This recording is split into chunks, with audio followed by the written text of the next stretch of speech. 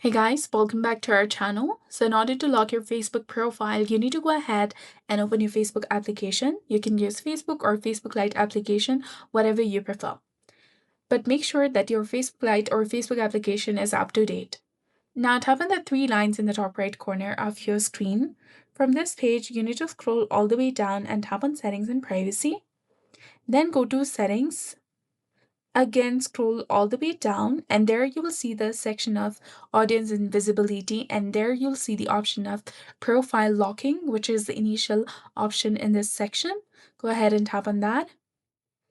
You can see that I have already locked my profile and my photos, post, everything is private. Only my friends will be able to see all of my past, future photos, my post, and stories on my profile.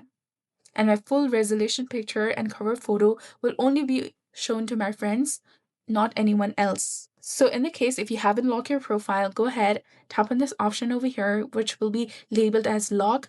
But right now I only have the unlock option available. So if I click on this, my profile will be unlocked.